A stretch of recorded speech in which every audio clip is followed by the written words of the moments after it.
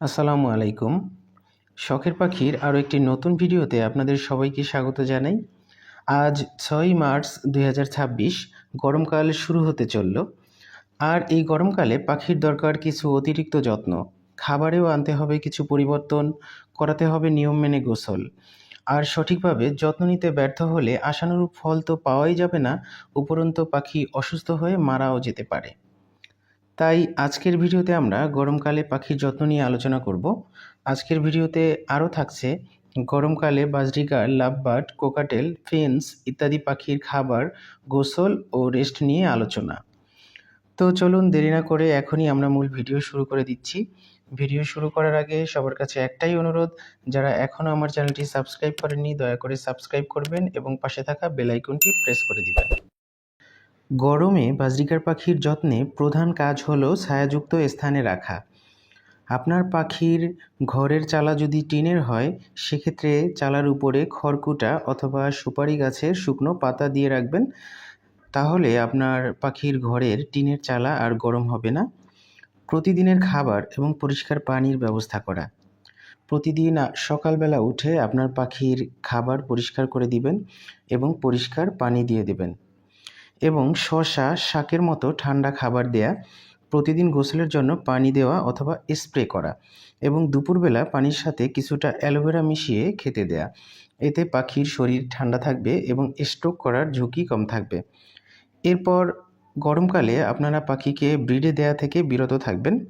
যেমন এখন মার্চ মাস চলতেছে, আর ২-১ মাসের ভিতরে ব্রিডে দেয়া বন্ধ করে দেবেন, তাহলে আর আপনার পাখি অসুস্থ হবে না।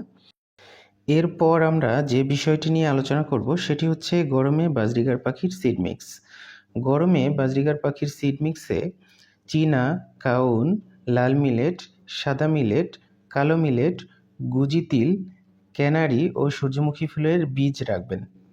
এক্ষেত্রে আপনারা খেয়াল করবেন সূর্যমুখী ফুলের বীজটা যেন কম দেওয়া হয় অথবা গরমকালে ব্যবহার না করাই ভালো, কারণ সূর্যমুখী ফুলের বীজে প্রচুর পরিমাণে তেল রয়েছে। এটা এক ধরনের তেল বীজ। যদি আপনারা ব্যবহার করেন সেক্ষেত্রে আপনাদের পাখি স্ট্রোক করতে পারে। তাই গরমে সূর্যমুখী ফুলের বীজ কম ব্যবহার করবেন অথবা ব্যবহার করবেনই না। আমার ভিডিওতে সিড মিক্সগুলোর মধ্যে বড় বড় যে বীজগুলো দেখতে পাচ্ছেন কালো কালো, সেগুলো হচ্ছে সূর্যমুখী ফুলের বীজ।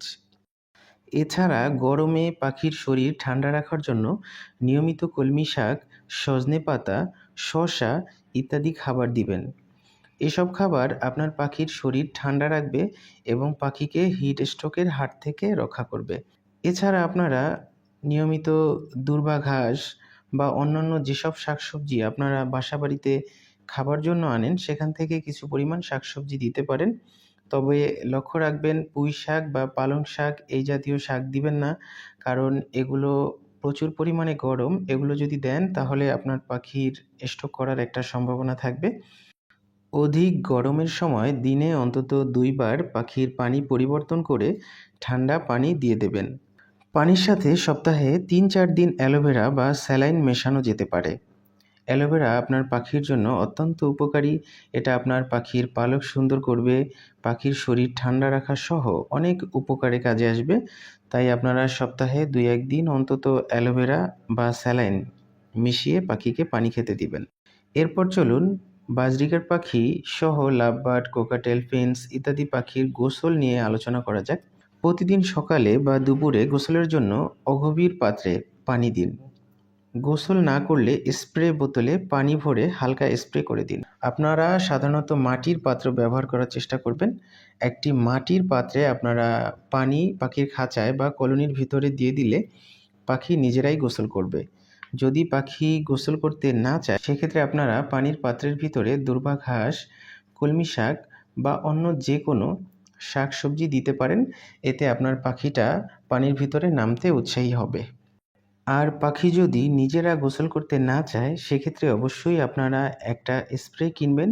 সেই স্প্রে দিয়ে পাখিকে দুপুরবেলা ভিজিয়ে দেবেন। এটা আপনাদের অবশ্যই করতে হবে। তবে আশা করি আপনারা যদি পানির পাত্রের ভিতরে শাকসবজি বা দূর্বা ঘাস দিয়ে দেন তাহলে পাখি অবশ্যই পানির পাত্রের ভিতরে নামবে এবং গোসল করবে। এরপর আপনাদের একটা কমন প্রশ্ন থাকে যে ভাই, গরমে বাজরিগার পাখিকে ব্রিডিং করাবো কিনা? আপনারা এই যে এখন গরম শুরু হয়েছে, এখন আর ২-১ মাস আপনারা পাখিকে ব্রিডিং করাতে পারেন।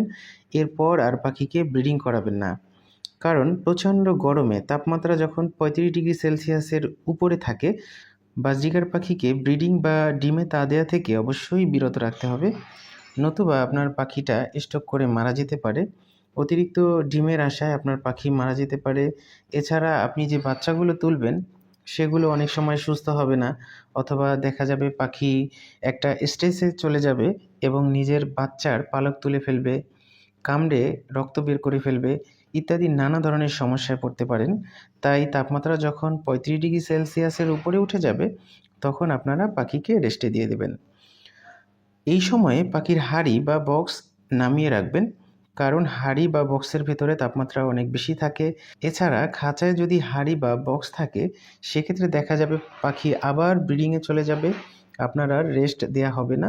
তাই খাঁচা থেকে অবশ্যই বক্স নামিয়ে রাখবেন এবং পারলে মেল ফিমেলগুলো আলাদা করে রাখবেন। আপনার যদি পাখি অনেক বেশি হয়, সেক্ষেত্রে মেলগুলো একটি খাঁচার ভিতরে রাখবেন এবং ফিমেলগুলো অন্য আরেকটি খাঁচার ভিতরে রাখবেন। এভাবে আপনারা পাখিকে গরমকালে রেস্ট দিতে পারেন। এরপর যখন আবার বছরের শেষ মানে শীতের শুরু হবে, তখন আপনারা পাখিগুলোকে আবার জোড়া দিয়ে দেবেন। তখন খুব সুন্দর ব্রিডিং পাবেন, খুব সুন্দর ডিম বাচ্চা পাবেন আশা করি। তো আপনারা এই টিপসটি একটু মেনে চলার চেষ্টা করবেন। এরপর রাতে অবশ্যই পাখিকে শান্ত ও অন্ধকার স্থানে রাখার চেষ্টা করবেন, কারণ বাজরিগার পাখি সারাদিন চিল্লাচিল্লি করতে থাকে, দুষ্টামি করতে থাকে। তো ওরা ঘুমায় না বললেই চলে। এই কারণে রাতের বেলা আপনারা পাখিকে এমন স্থানে রাখবেন যাতে সেখানে অন্ধকার থাকে এবং পাখি ১০ থেকে ১২ ঘন্টা নিরবচ্ছিন্ন একটা ঘুম দিতে পারে। সেক্ষেত্রে আপনারা যদি আলাদা কলোনিতে পাখি পালন করেন, কলোনির বাতি বন্ধ করে দেবেন। এছাড়া গরমকালে পাখিকে কিছু খাবার দেয়া থেকে বিরত থাকুন, যেমন লেটুস পাতা, চকলেট, ফল বা সবজির বীজ ইত্যাদি দেয়া থেকে বিরত থাকবেন, কারণ এগুলো পাখির জন্য বিষাক্ত হতে পারে। এছাড়া পুঁই শাক গরমকালে ব্যবহার করবেন না। পাখিকে অতিরিক্ত রোদে রাখবেন না। আপনার পাখি যদি অতিরিক্ত রোদে থাকে, সেক্ষেত্রে অবশ্যই ছায়ার ব্যবস্থা করবেন। পাখি যদি এমন ঘরে থাকে যেটা আপনার চিলেকোঠা অথবা ছাদে যদি থাকে, সেক্ষেত্রে ফ্যানের ব্যবস্থা করবেন। পর্যাপ্ত আলো বাতাস যাতে প্রবেশ করে সেই ব্যবস্থা করবেন। কারণ গরমকালে পাখি যদি আটকা থাকে এবং ঘরে যদি ফ্যান না থাকে, সেক্ষেত্রে হাঁড়ির ভিতরে একটা স্যাঁতসেঁতে ভাব তৈরি হতে পারে, অথবা গরমে পাখি হিট স্ট্রোক করতে পারে। তাই আপনারা ঘরের দরজা জানলা অলওয়েজ দিনের বেলায় খুলে রাখবেন এবং যাতে গরম না লাগে সেজন্য ফ্যানের ব্যবস্থা করবেন।